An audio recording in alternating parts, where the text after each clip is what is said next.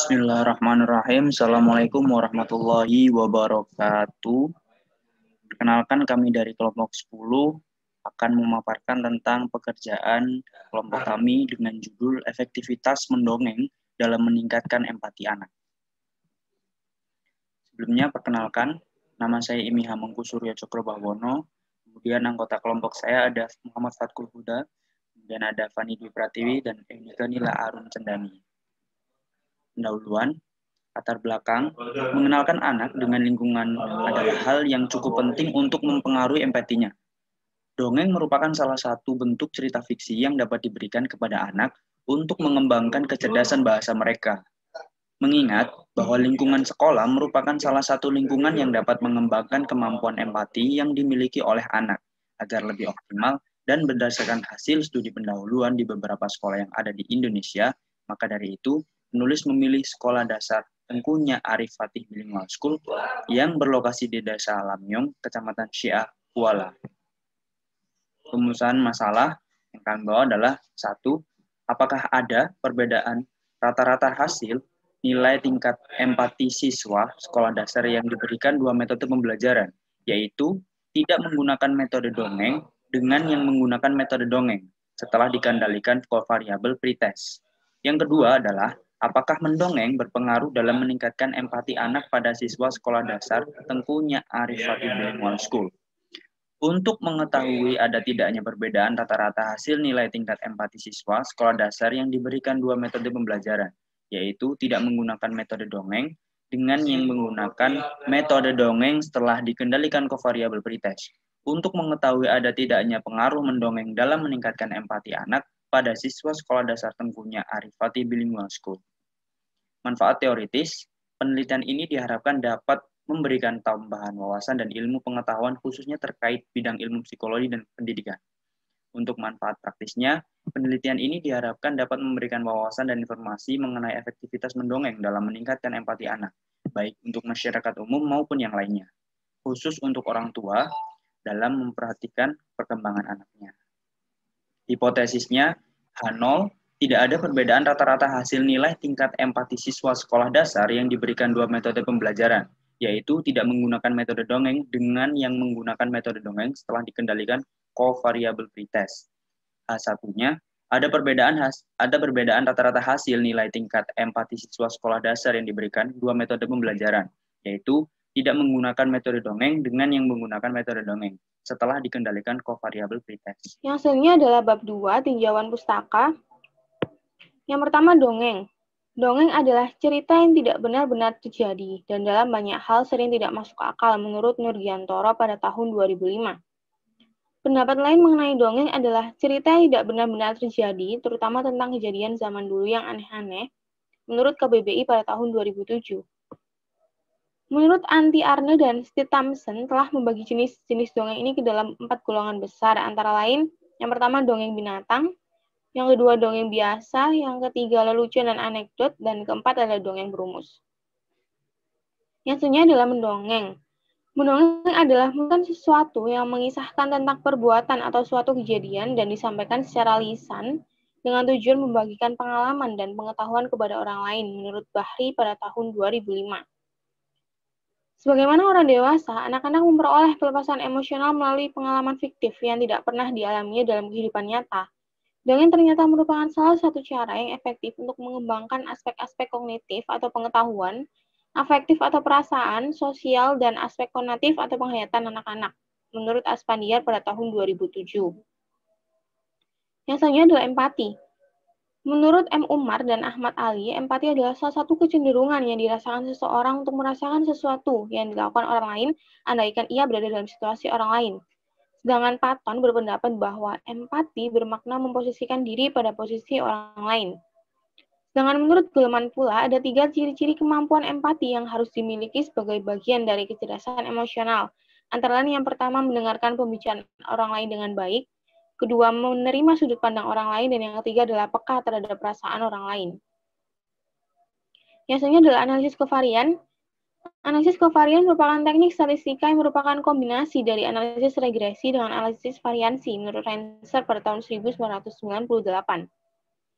Analisis kovarian bertujuan untuk mengetahui perbedaan beberapa kelompok dengan dikendalikan oleh satu atau beberapa faktor menurut Wahan komputer pada tahun 2005. Nah, salah satu atau beberapa faktor pengendali ini disebut dengan kovariabel.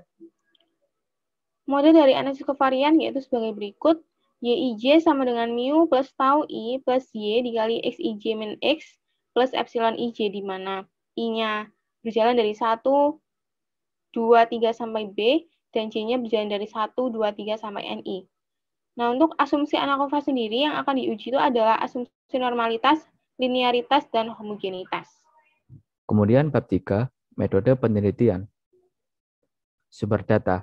Penelitian ini menggunakan data sekunder yang berasal dari skripsi Fakultas Psikologi UIN Araniri, Banda Aceh miliknya Kartini yang berjudul Efektivitas Mendongeng dalam Meningkatkan Empati Anak, eksperimen pada siswa sekolah dasar Teukunya Arif Fatih Bilingual School.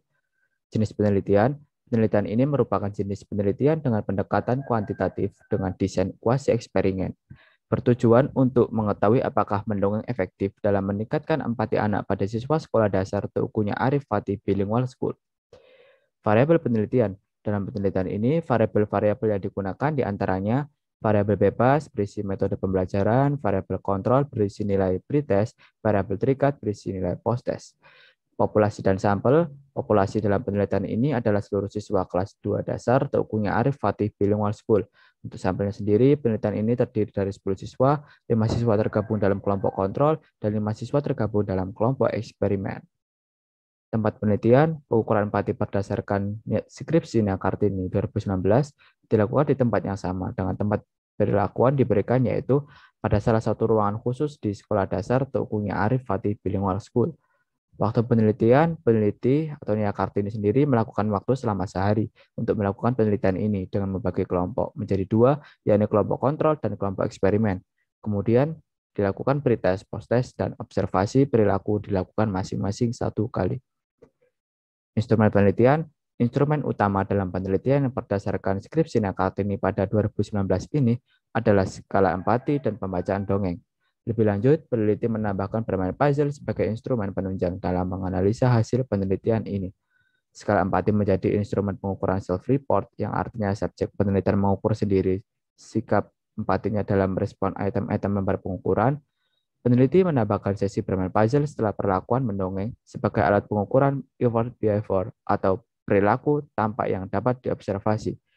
Kerumitan puzzle disesuaikan dengan usia subjek penelitian, sesuai yang tertera pada notis di belakang produk puzzle. Kedua kelompok kontrol dan eksperimen ikut mengerjakan puzzle. Selanjutnya adalah bab 4, yaitu hasil dan pembahasan. Yang pertama adalah deskripsi data. Data yang digunakan adalah data hasil pengamatan tingkat empati siswa sekolah dasar Teukunya Arif Fatih Bilingual School yang diberikan 2 metode pembelajaran. Yang pertama adalah tidak diberikan metode dongeng, dan yang kedua adalah diberikan metode dongeng yang dikendalikan oleh kovariabel pretest. Seperti yang kita lihat di sini, terdapat 10 subjek, dengan subjek nomor 1 sampai nomor 5 ini diberikan metode yang pertama, yaitu tidak diberikan metode dongeng, dan yang nomor 6 sampai 10 ini diberikan metode yang kedua, yaitu dengan metode dongeng. Di sini terdapat nilai pretest sebagai kovariabel, lalu juga di sini terdapat nilai post-test. Selanjutnya adalah uji asumsi normalitas. Dengan H0, galat berdistribusi normal, dan H1 galat tidak berdistribusi normal. Dengan kriteria pengujian, H0 ditolak jika p-value kurang dari alfa sama dengan 5%. Dapat kita lihat di sini, outputnya adalah p-value sebesar 0,871, sehingga karena nilai 0,871 ini lebih besar dari 0,05, maka didapatkan keputusan untuk menerima H0. Jadi kesimpulannya adalah galat berdistribusi normal dengan rata-rata sebesar 0, sehingga data juga memenuhi asumsi. Yang kedua adalah uji asumsi homogenitas varians galat. Dengan H0-nya adalah variasi galat adalah sama, dan 1 adalah variasi galat adalah tidak sama. Dengan kriteria pengujian yang sama seperti sebelumnya, lalu di sini terdapat dengan hasil outputnya terdapat p-value sebesar 0,675. Karena nilai 0,675 ini lebih besar dari nilai 0,05 atau nilai alfa itu, maka keputusan yang diambil adalah menerima H0. Jadi kesimpulannya adalah variasi Galat adalah sama sehingga data juga memenuhi asumsi. Selanjutnya, uji asumsi homogenitas regresi. Dengan H0-nya adalah tidak ada interaksi antar kovarian yaitu pretest dan variabel bebas yaitu metode pembelajaran pada siswa sekolah dasar, dan satunya adalah ada interaksi antara kovarian yaitu pretest dan variabel bebas yaitu metode pembelajaran pada siswa sekolah dasar. Dapat kita lihat setelah diuji SPSS nilai p-value-nya sebesar 0,145 dikarenakan nilai 0,145 ini lebih besar daripada 0,05 dengan kriteria pengujian yang sama seperti sebelumnya, maka didapatkan keputusan untuk menerima H0 sehingga kesimpulannya tidak ada interaksi antara kovarian yaitu pretest dan variabel bebas yaitu metode pembelajaran pada siswa sekolah dasar sehingga data tersebut juga sudah memenuhi asumsi. Selanjutnya, uji linearitas. Dengan hipotesis H0-nya adalah ada hubungan linear antara kovarian yaitu nilai pretest dengan variabel respon yaitu nilai post-test, dan hal satunya adalah tidak ada hubungan linear antara kovarian yaitu nilai pretest dengan variabel respon yaitu nilai post-test. Setelah diuji, didapatkan p-value sebesar 0,171 dikarenakan nilai 0,171 ini lebih besar dari alfa sebesar 0,05 dengan kriteria pengujian yang sama seperti sebelumnya, maka didapatkan keputusan untuk menerima H0. Sehingga kesimpulannya adalah ada hubungan linear antara kovarian yaitu nilai pretest dengan variabel respon yaitu nilai post-test, sehingga data tersebut juga sudah memenuhi asumsi. Selanjutnya adalah uji Hanaf-Kova. Dengan hipotesis H0-nya adalah μ1 sama dengan μ2 dan H1-nya adalah μ1 tidak sama dengan μ2. Dengan kriteria pengujian H0 ditolak jika p-value kurang dari alfa sama dengan 5%. Lalu di sini dapat kita lihat ada tabel 1 juga ada tabel yang kedua. Di sini saya akan menjelaskan yang pertama untuk corrected model. Di sini p-value-nya sebesar 0,002. Yaitu interpretasinya adalah untuk mengetahui pengaruh pretest dan perbedaan metode pembelajaran terhadap nilai tingkat empati siswa secara keseluruhan itu bisa dilihat dari p-value untuk corrected model yaitu sebesar 0,002. Jadi karena nilai p-value-nya sebesar 0,002 lebih kecil daripada alfa sebesar 5% yaitu 0,05, maka didapatkan keputusan untuk menolak H0 sehingga dapat disimpulkan bahwa pada tingkat kepercayaan 95% secara keseluruhan pretest dan metode pembelajaran berpengaruh terhadap nilai tingkat empati siswa. Selanjutnya untuk yang metode. Di sini p-value-nya sebesar 0,003. Yaitu interpretasinya adalah jadi karena nilai 0,003 ini lebih kecil daripada 0,05, maka keputusannya itu menolak H0. Sehingga dapat disimpulkan bahwa terdapat perbedaan hasil nilai tingkat empati siswa yang tidak menggunakan metode dongeng dengan yang menggunakan metode dongeng setelah dikendalikan ke variabel pretest. Lalu dapat kita lihat di partial eta squared ini nilainya sebesar 0,750 untuk yang metode, sehingga dapat diinterpretasikan bahwa sumbangan efektif perlakuan untuk meningkatkan perilaku tingkat empati adalah sebesar 75%. Lalu selanjutnya yang kita lihat di tabel 2 ini untuk min metode yang pertama yaitu tidak didongengkan adalah sebesar 2,8. Lalu untuk min metode yang kedua yaitu metode yang diberikan dongeng itu sebesar 5,8.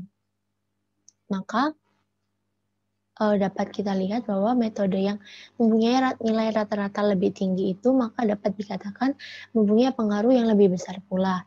Lalu dapat kita lihat tadi ditampilkan min untuk yang metode kedua ini metode yang diberi dongeng lebih besar yaitu sebesar 5,8 lebih besar daripada 2,8 yaitu min dari metode yang pertama. Sehingga didapatkan kesimpulan bahwa metode dongeng berpengaruh yang lebih tinggi terhadap nilai tingkat empati siswa sekolah dasar. Selanjutnya, saya akan memberi tutorial untuk pengujian data di SPSS dan saya menggunakan versi 17. Yang pertama, kita beri nama untuk memasukkan data metode dengan metode, lalu yang kedua pretest, dan yang ketiga posttest. Lalu yang pertama, untuk metode ini di value kita berikan value 1 untuk tidak didongengkan dan value 2 untuk diberi dongeng.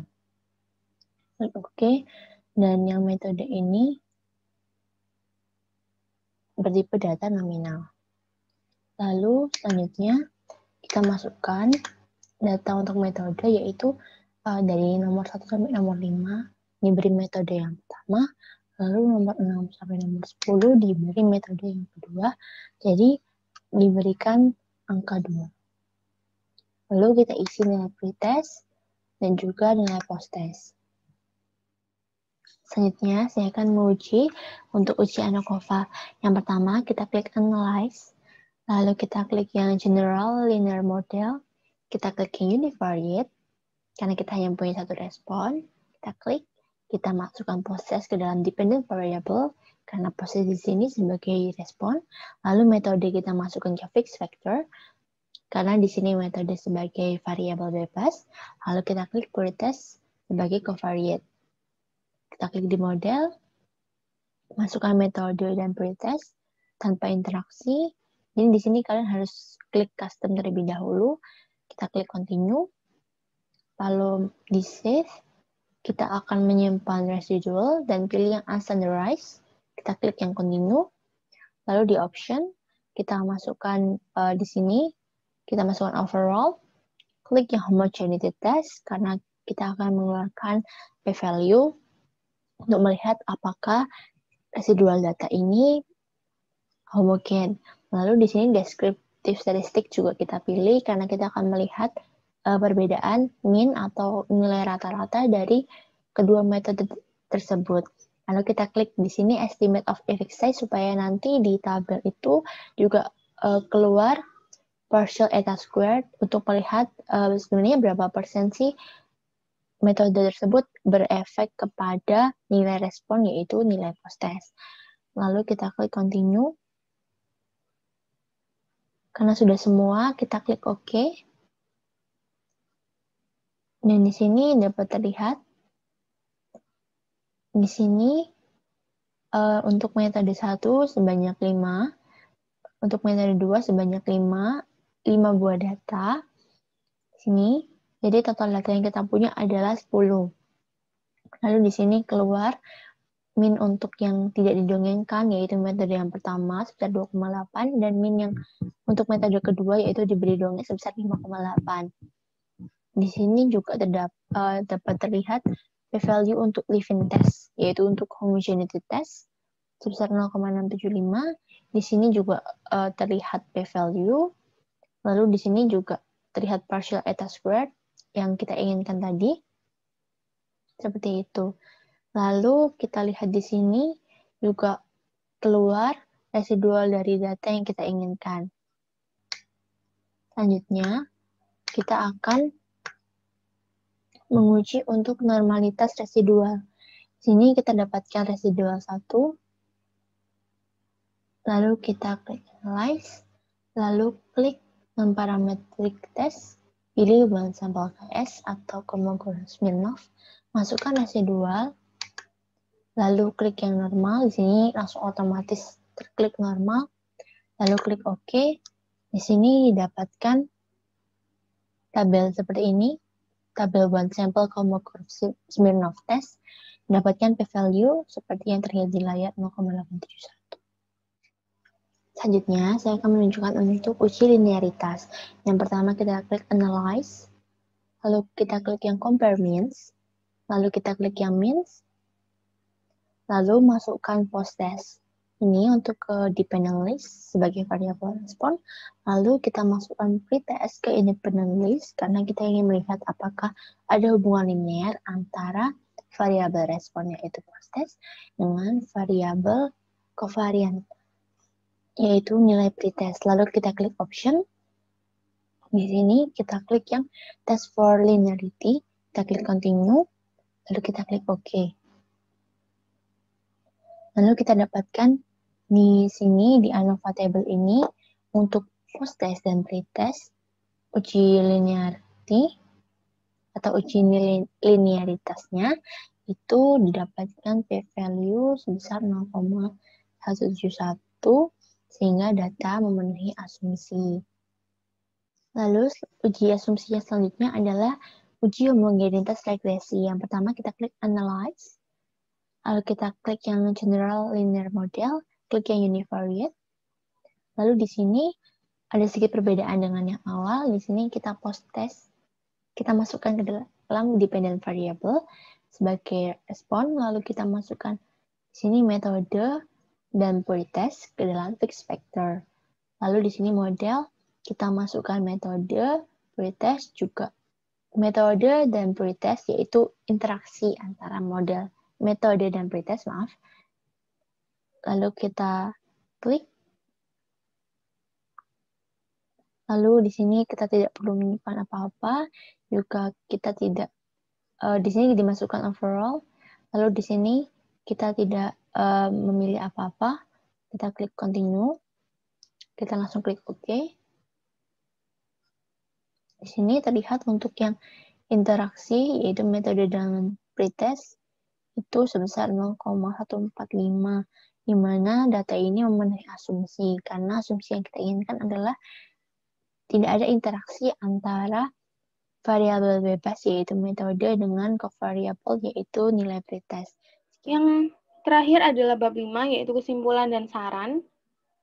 Untuk kesimpulan yang didapat dari pembahasan sebelumnya, yang pertama, ada perbedaan rata-rata hasil nilai tingkat empati siswa sekolah dasar yang diberikan dua metode pembelajaran, yaitu tidak menggunakan metode dongeng dengan yang menggunakan metode dongeng setelah dikendalikan ke variabel pretest.